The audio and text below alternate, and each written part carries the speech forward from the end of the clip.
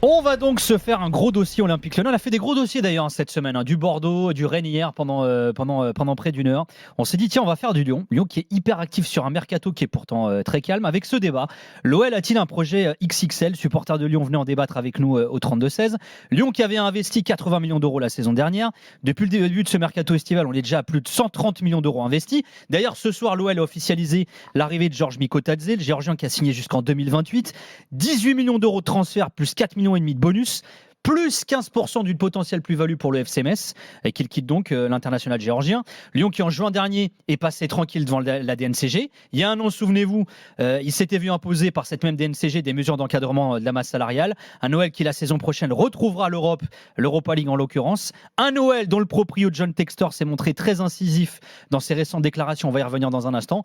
Kevin, Walid, je commence par vous, mais est-ce qu'on n'est pas devant un gros projet de l'OL là quand on voit finalement, alors que ce soit l'engagement, j'ai envie de dire verbal dans le discours et aussi financier qui est fait par John Textor et l'OL?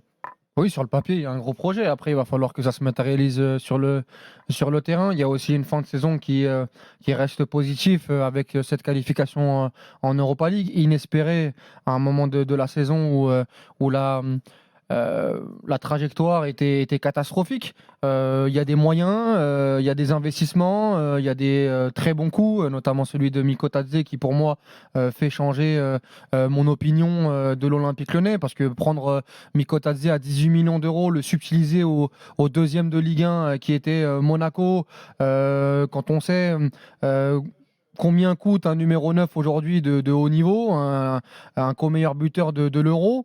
Donc, donc oui, il y a des choses très intéressantes du côté de l'Olympique Lyonnais. Après, le projet XXL, c'est pour faire quoi? Pour aller où? Déjà retrouver la Ligue des Champions l'année prochaine, parce qu'ils ne l'ont pas joué depuis 2019-2020. Ce sera déjà quelque chose de très très bien. On va aller étape par étape. Mais oui, en tout cas, il y a des ondes positives autour de l'Olympique Lyonnais à l'aube de cette nouvelle saison. Tiens, je vous le dis parce que ça vient de tomber à la seconde près. C'est officiel pour Mason Greenwood à l'Olympique de Marseille. Et sachez également que c'est tombé il y a 5 minutes de cela. Martin Terrier a été officialisé par le Bayer Leverkusen également. On avait fait d'ailleurs un gros after hier. Ça s'agite. Ouais, ça s'agite et à écouter d'ailleurs en podcast. Ton avis sur l'OL, toi, Kevin? C'est vrai que là, c'est quand même assez ambitieux ce qu'il nous propose, la John Textor, depuis quelques mois. Après, on va voir comment c'est financé aussi, hein, parce que il y a d'autres présidents qui ont été très ambitieux et derrière, on s'est rendu compte quelques mois ou quelques années après que que ça pouvait être un peu difficile. Donc, moi, j'attends de voir. Pour l'instant, ce qui se passe depuis que Pierre Sage est là, c'est très cohérent, c'est sûr. C'est un joueur qui a été formé à l'OL. La présentation est très sympa. Il y a une forme d'histoire, il y a un lien affectif avec ce club, entre ce club et Georges Mikotadze, et ça c'est toujours très Elle est touchant. sympa d'ailleurs, la présentation avec les images de lui étant enfant lorsqu'il jouait à l'OL. On rappelle, hein, il est né à Lyon, Mikotadze, hein. Oui, bah, c'est ce que je viens de dire. Ouais, ouais. Donc c'est très intéressant. Après, on va voir ce que ça donne sur le terrain. On va voir quel est l'équilibre que va réussir à trouver Pierre Sage pour son équipe. On va voir aussi défensivement comment ils vont réussir à se renforcer. Et puis on va juger dès les premières semaines de la saison. On l'avait écouté, Pierre Sage, il y a quelques jours également, hein, dans sa phase de préparation. Il va avoir quand même une sacrée pression parce qu'ils ont beaucoup investi.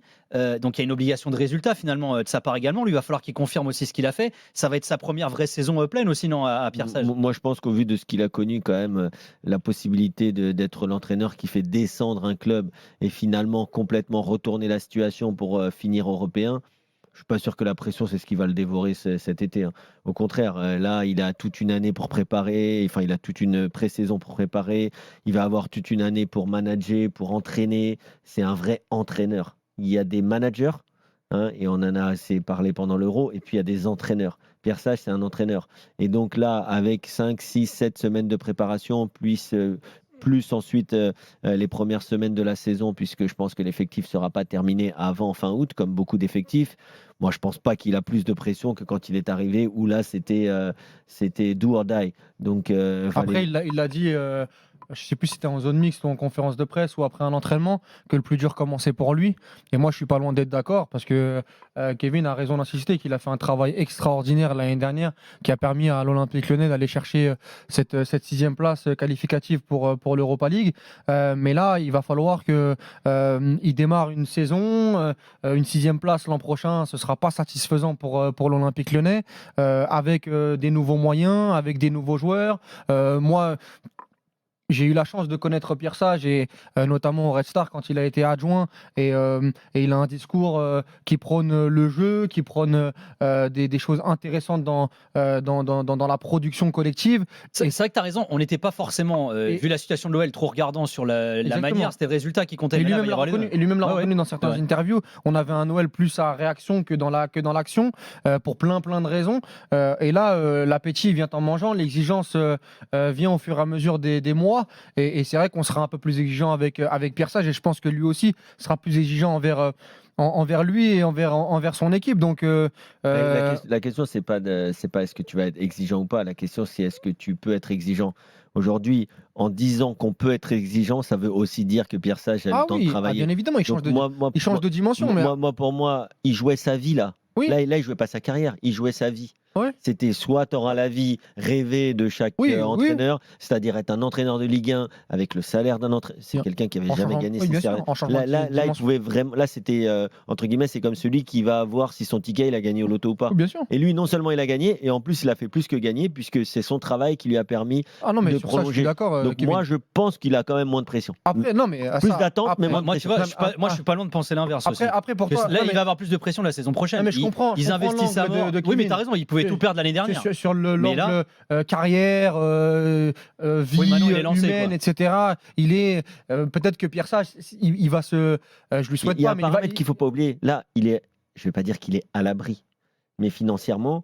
Là, c'est quelque chose qui compte quand tu es professionnel. C'est-à-dire que là, il a signé un vrai contrat, un contrat professionnel d'entraîneur de Ligue 1 il quitte quasiment un CDI où il gérait la formation, où il s'expose maintenant et au moins de mauvais résultats, il peut se barrer. Mais c'est pas le même boulot. Tu as le chèque qui va avec. D'accord, mais le chèque, il est éphémère. Mais là où je suis d'accord avec Kevin, c'est que si on parle de Pierre Sage, monsieur Pierre Sage, si demain il se votera à Lyon, ce que je ne lui souhaite pas, il retrouvera une Ligue 2, une nationale. Il y a eu un ticket d'entrée, entre guillemets, dans le monde professionnel. Sur ça, je suis d'accord avec Kevin. Maintenant, sur sa mission à l'Olympique Lyonnais, on va pas se satisfaire éternellement entre guillemets de Pierre Sage qui a changé sa vie. Il va falloir qu'il montre une compétence, il va falloir qu'il montre des résultats et surtout au-delà des résultats, un cheminement, un processus avec une équipe qui progresse du côté de l'Olympique Lyonnais. Et ça, pour l'instant. Et il l'a reconnu lui-même, le plus dur commence, c'est qu'on n'était pas très regardant sur le jeu, sur le fait que déjà ce qu'il faisait c'était extraordinaire par rapport à l'Olympique Lyonnais qu'on avait connu en début de saison. Et là, ça va être intéressant. Moi, j'avais parlé du parallèle sur les dernières émissions. Je me rappelle de Genesio, moi, qui avait fait 6 très très bons mois où il avait fait la 2e place avec l'Olympique Lyonnais. Et après, derrière, dans le jeu, ça avait été un peu plus compliqué et on avait été de plus en plus exigeant avec lui. Donc, on va voir ce qui va se passer pour Pierre Sage sur les prochaines semaines. Mais moi, je suis persuadé qu'avec cette préparation, avec son staff qui a été étoffé, Jamal Alioui qui est arrivé en janvier, là, il y a Maciel qui était numéro 1 à Valenciennes, qui est pour moi plus un numéro 2. Pour lui aussi, d'ailleurs, il l'a confié. Qu'un numéro 1, il s'est vautré à Valenciennes, mais il a la fameuse périodisation tactique. Que d'ailleurs, Sage a lui-même apprise au Portugal. Exactement, qui va apporter notamment sur cette prépa. Donc, moi, je pense qu'ils vont avoir le temps nécessaire pour mettre en place les choses.